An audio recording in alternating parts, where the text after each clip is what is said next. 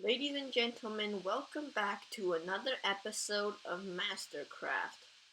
And today we're going to be headed over to our friend Intoxic's house here to collect our stuff from our secret base.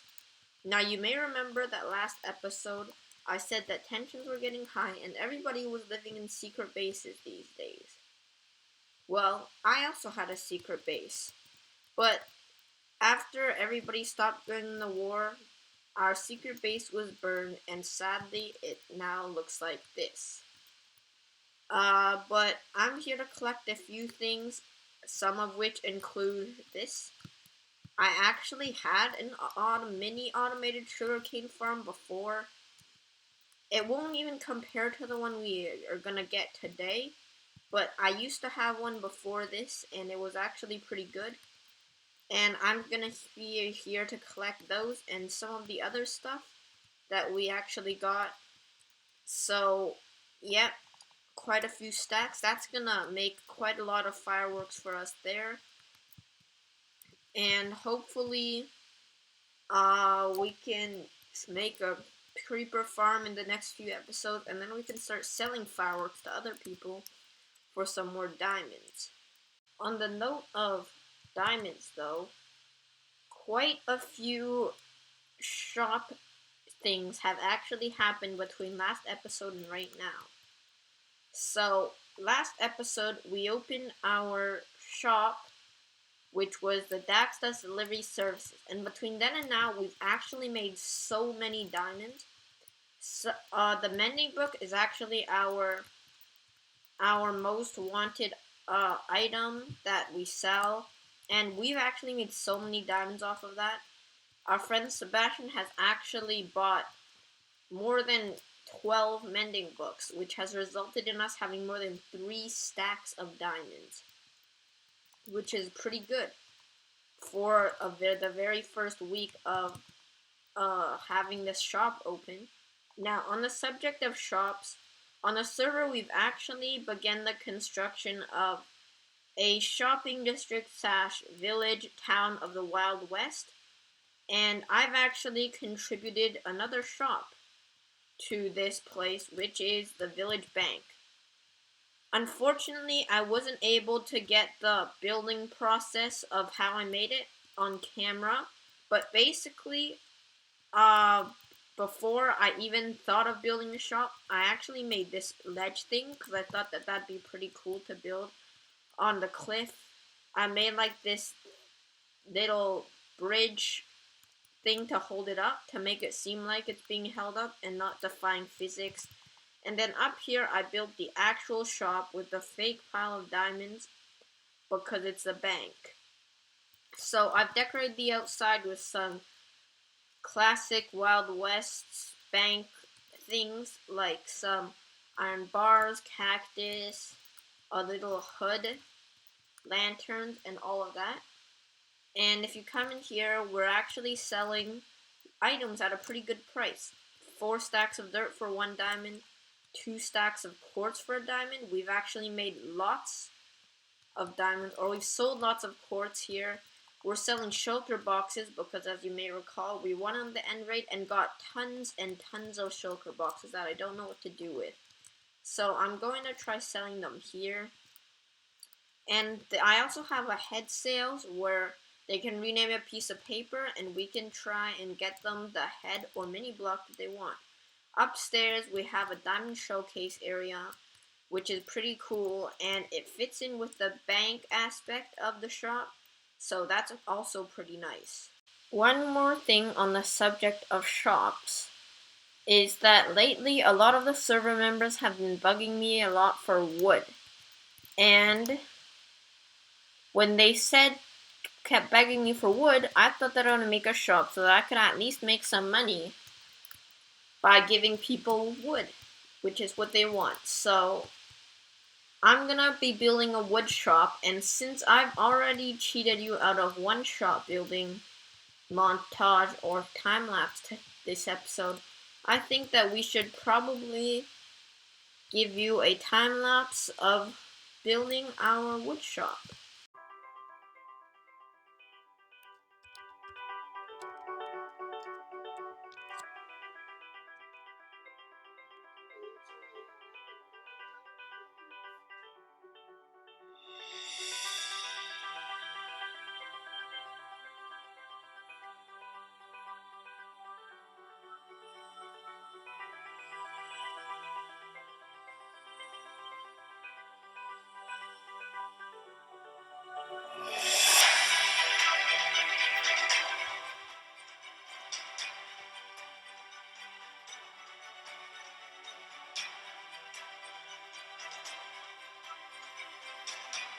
And there we go.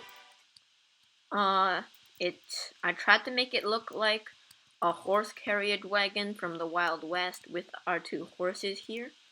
And then there's the log sign on the side, and then you get on from the back, and you come in, and you have all of the overworld wood that you can choose from. I'll get the warped and crimson wood in here soon, but that's gonna be a later project. For now, though, you may remember last episode when we got the Mastercraft challenge to make an automated sugarcane farm.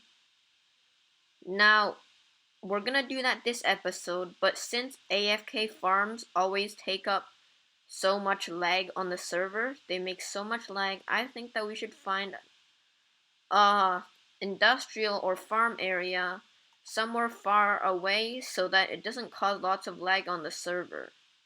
So we're gonna try and find a place like that now, and then we'll check back in when we've found it. And there we go, we found an area and which already has another portal from when I was looking for another place to build something else that you'll see later in the episode. But as you can see, it extends all the way out to here, that where it's not rendering. There's some turtles over there if we ever decide to make a turtle farm, and there's not too many things I need to get rid of to start building farms here. So that's all gonna work pretty well, and let's start building our farm here now.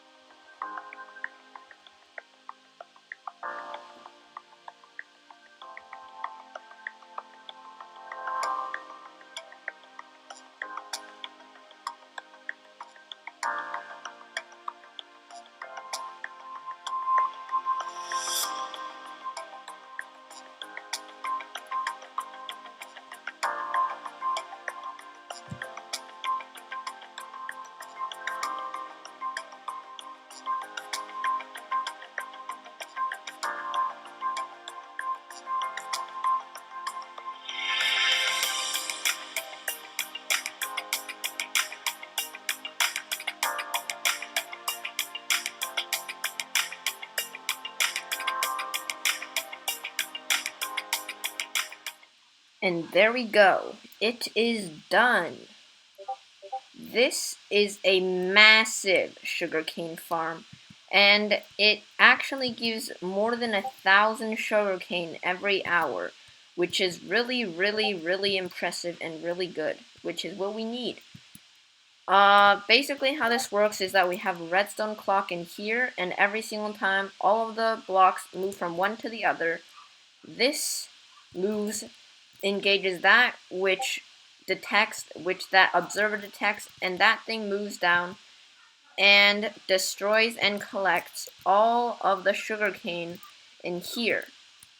And then the sugarcane gets collected by the mine carts under the place, and then it all comes down into these chests over here. Now you can see a demonstration here. We've got one. See, it's moving, and when it gets to the end, it's just gonna come back, and that's how it's gonna work. Yep, it's working brilliantly, and this is a really amazing build. And we've already got some sugarcane in here, which is really nice. Let's just take everything that I got while we were building it, and yeah, we're gonna have to extend the storage system for that. But now we know it works, and hopefully we'll be able to get lots of sugarcane from this. For now, though, you may be wondering how this nether portal just so happened to already be here when I found this area.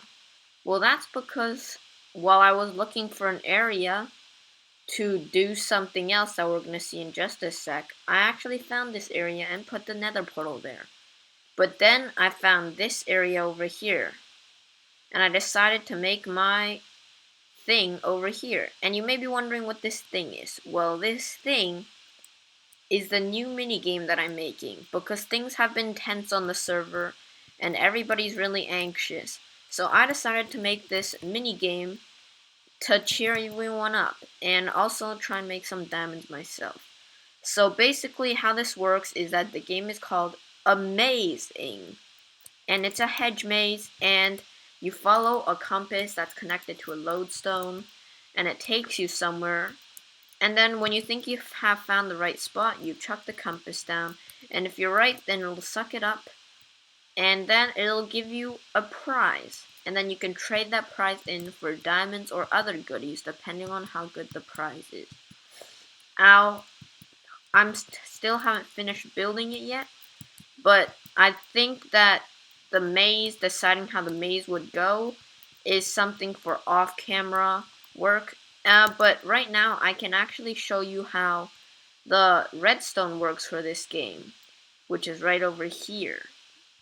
So this redstone is probably way too overcomplicated, but it took me a really long time to figure this out, so I'm not going to bother to change it anytime soon.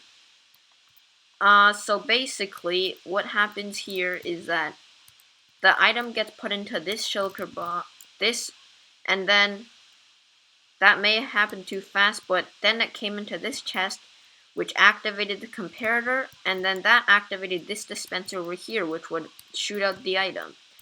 While that was happening, it also came over here, and if we do that again, you'll see that it actually deactivated that, which made this hopper minecart go and collect that, and while it was coming back, it dropped our chest down into this hopper line, and it ended up in here. So basically that's how it works. This is gonna be all over the game, and hopefully it'll work out pretty well and there won't be any troubles. Now, one more thing that I want to do is thinking about a time limit, because I don't want people being in there forever and not being stressed or anything, because a good minigame also always has some stress aspect provided into it. So I think that we should give them a time limit. So I'm going to put a 4-tick repeater for some length going around under it. And when the repeater time goes up, which I'm gonna probably put it to like 5 to 10 minutes or so, when the time is up, the piston doors will close, and the only way to get out is to kill yourself. Which is why I'm advising everyone to go into the maze without any of your gear or stuff. Because if you don't make it out, then it's gonna be pretty bad. But now that we've finished our technical aspects, we can go collect this prize. But first, I want to show you the new Mastercraft challenges that I have made.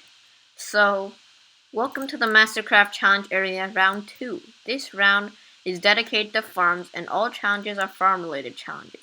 The prizes have also been buffed. All farms must be automated, which we have checked off because we have an automated sugarcane farm. So we can collect the prize, which is a totem of undying, which is pretty good. And now that we've finished the farms and the mini games and all of that for the episode, we can talk about the more political side. So the people on the server have been going crazy lately, and they've decided to elect a mayor of this town. Except, the mayor they've decided to elect is an animal.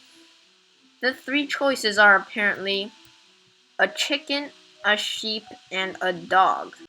I also want to get into the action of the mayoral race, so I've entered our good pet parrot, Beaks, into the mayoral race. Because I think that if Beaks got elected, I could be his advisor, or whatever you call it. I could be in his council, and I could actually help him do good stuff for the town, like building new roads and connecting all of the shops together and making a map so that people know where the shops are. And I think that that'd go really well. And I could also build a town hall and do all of that. So I think that that'd do really well. And so I've entered Beaks into our mayoral race, and yeah, that's pretty good. I've even made a poster for him, if I'll show you over here. Yep, I've actually made a poster for Beaks, and it took a while, but vote for Beaks. So hopefully that'll get people to do it, and the promises that I make, and hopefully that Beaks can be the mayor and I can help him just make this town a better place. But that's gonna do it for this episode, guys.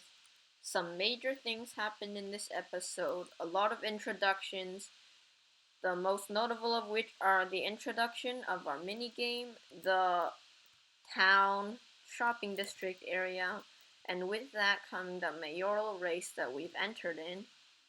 Another major thing that happened here was our building of our massive sugarcane farm, which has yielded great results actually. Lots and lots of sugarcane we have gotten from our sugarcane farm, and hopefully that number will just keep growing, and we'll be able to build a creeper farm later for our important fireworks shop, which I'm sure will make lots of money. Next episode, we'll hopefully find out who won the mayoral race. Whoever it is, hopefully they are very skilled and they will actually help make the shopping district town area a better place. And maybe we'll get another farm down, hopefully a creeper farm, and then we'll be able to start selling rockets. But that's going to do it for this episode, and I'll see you in the next one.